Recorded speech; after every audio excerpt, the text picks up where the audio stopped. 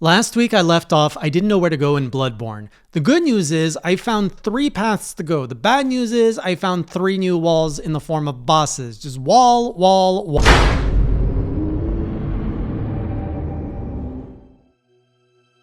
Welcome back, Classic Crew, to a new Bloodborne Journal where I am now down to 11 bosses remaining on my hunt list, 3 of which I have seen, confronted, and lost to, so I only need to discover, what is 11, my 8? I need to discover, there are 8 unknown bosses to me out there. So last time I had just killed the big pile of flesh that I don't really remember what its name is. So anyways, I had left that and I didn't realize that I could have kept going up some stairs and seen that there was a key thing that you could interact with there. So when I started this one, I was like, okay, where do I go? I can go to Cainhurst Castle, which I'm still scarred from that. I didn't want to go there. I can go back to the upper cathedral, which that place was kind of the most appealing to me. It was a little bit spooky, but nothing too crazy. But anyways, I remembered that I had sent a dude to the oh boy, I don't know how to pronounce this. Iosefka Clinic. So I was like, what happened to that guy? I was curious. I went back to go see him, and he got transformed into a little jelly man. So I've now learned that clinic transforms certain people into jelly man for whatever reason. So I killed him and ended his suffering. While I kept exploring, there was a lady on a table and she looked like she was suffering, so I killed her too. And she gifted me in return with her corpse an umbilical cord. Now, I don't know what I'm supposed to do with this, but it's 1/3 of an umbilical cord.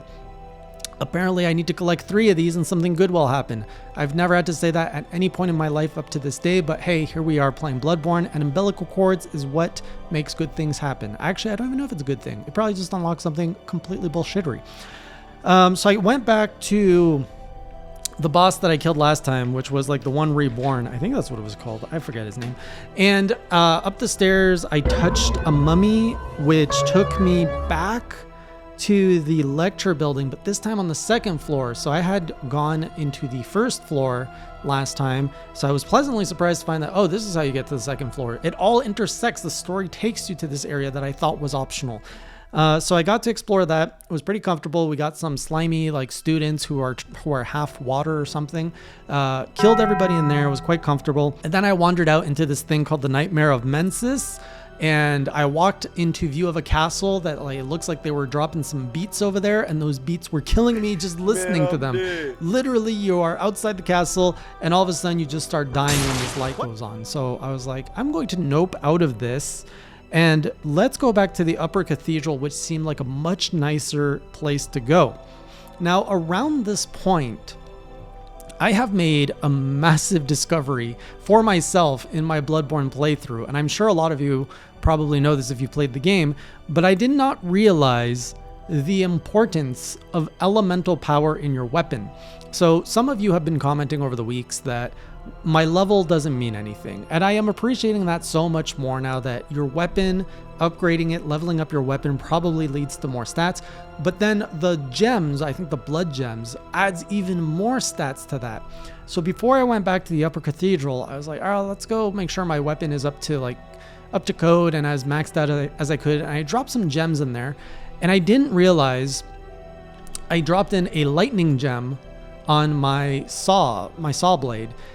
And that, of course, nullified all my physical damage, but it gave me some elemental damage, which is something I haven't played with so far. And as I went into Upper Cathedral, I started slashing some things. You know those guys that love to suck my face? Those dudes go down in like 2 hits, and my mind was blown. Like, usually I have to do like 8 to 10 hits on these things. All I got to do is put some lightning on my blade, and they die like that. So I was like, oh, this is big. Now, some people in chat were complaining that I was not optimal, and that's fair. I'm never optimal, but they were pointing out the fact that I no longer had physical damage because my configuration sent all of my, it's kind of an all or nothing. You either get all raw damage or all elemental damage in the setup. I was like, that's fine. I'm like, the fact that I'm killing things so fast, I don't care if it's not optimal. This is optimal. Like for me, it's allowing me to progress comfortably. And so I started, carrying, so some people were saying I should be using the item to either add fire or lightning. I personally don't like that playstyle. I don't like having to carry consumables that I can only use for 90 seconds. it gives me anxiety, and I'm the type of person that will keep them on me and never really understand when I need to use them, because I'm like, maybe I need to hold on to this for a later time. And then the credits scroll and you're like, oh, I guess I should have used that at one point. So that's why I'd rather have my weapon have like tuned up elements instead of me applying the item. Now I am using the item to test things. So I think it was last week I learned that the different weapons have different effects. So you have like blunt damage, thrust damage, I think. All these, there's different weapons that are effective against different creatures. So I learned that.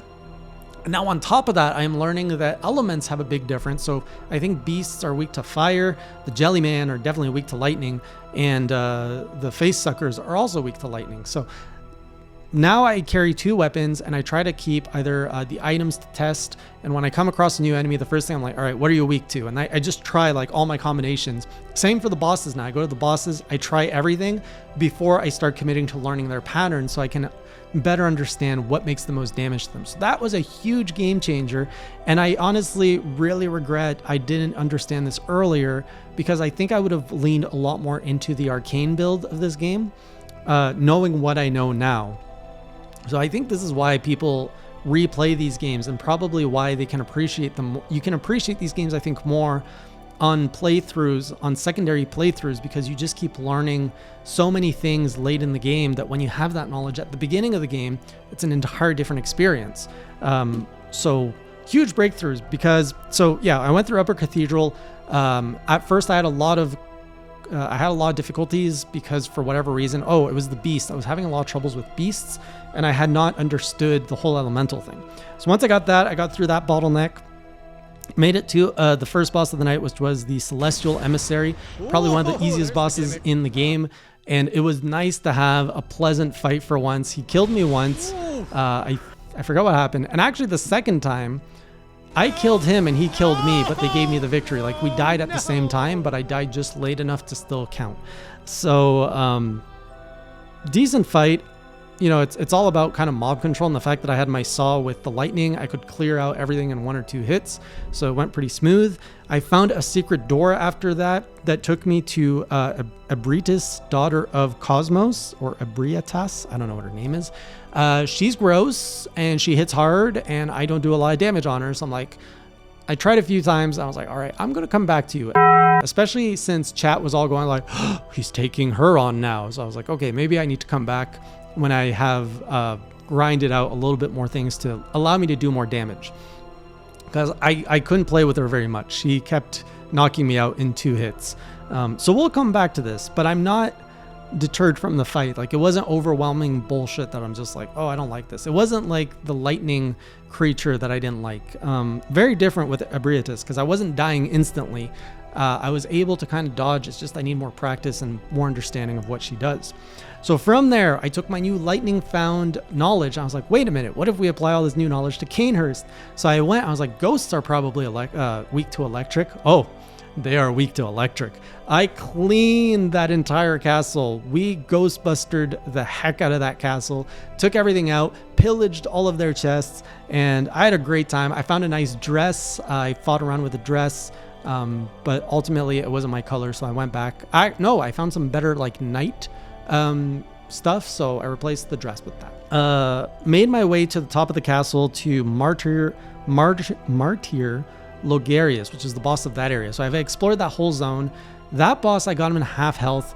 He is tough, and I was not discouraged. I was actually willing to fight him because I was actually starting to learn how to dodge through his attacks, how you have to go in, smack, and then he has like a very close proximity attack that you have to like step back to dodge, and then you get back in, and then if he does like a big whoop, you have to shoot him. So I got through his first phase pretty comfortably once I figured it out. And then phase 2, he unlocked like some massive bullshittery, which I was like, okay, I have to learn how to do this. But then I put it up to a vote. I'm like, this could probably take me an hour or 2 to get through. So does chat want me to do this, or should we go explore? Because I was open to both, and chat voted go explore.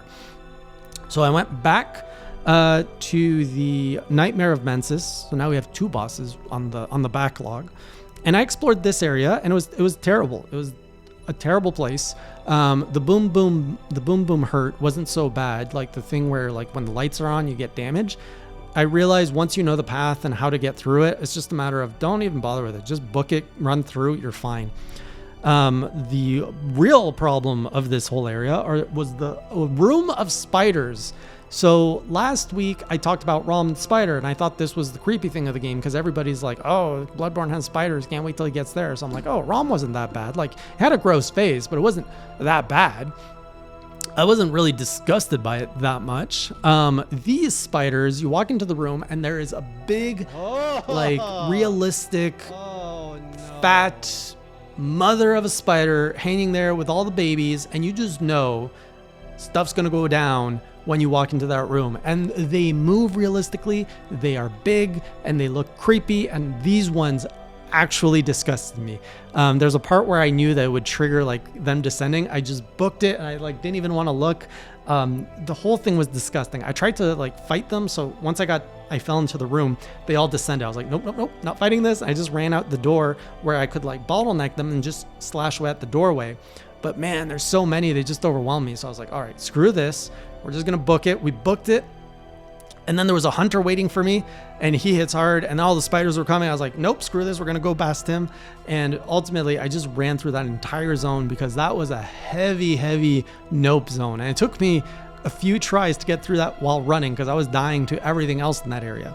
So finally made it to my lantern, which took me close to the next boss, which was a Mikolas, host of the nightmares. And out of all the bosses I've fought, I have to say this is probably the one I disliked the most that night. So I had encountered 4 bosses, 2 of which I didn't defeat. Celestial Emissary. Mikolas is just annoying.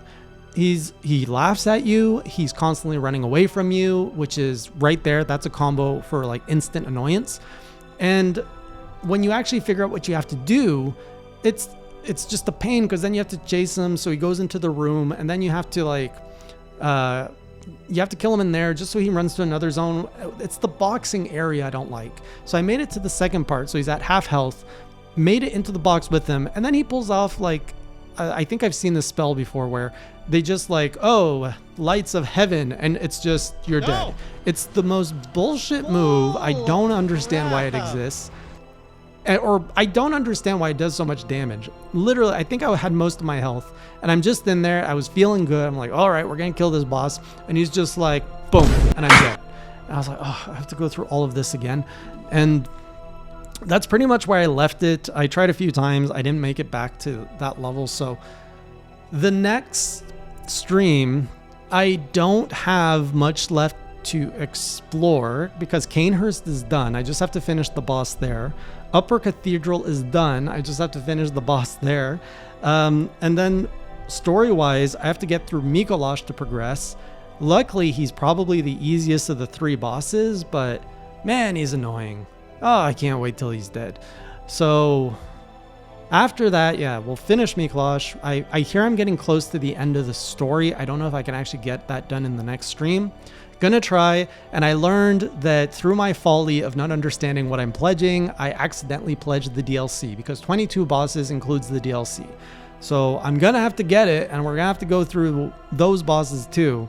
And I hear they are both fantastic and absolutely horrendous in terms of difficulty. So we'll see what happens there. But now that I'm getting more knowledgeable, understanding and appreciating my stats more, maybe we'll keep making breakthroughs and finding ways to get through these nightmares.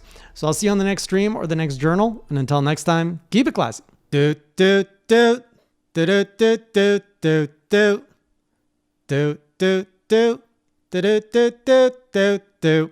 Subscribe.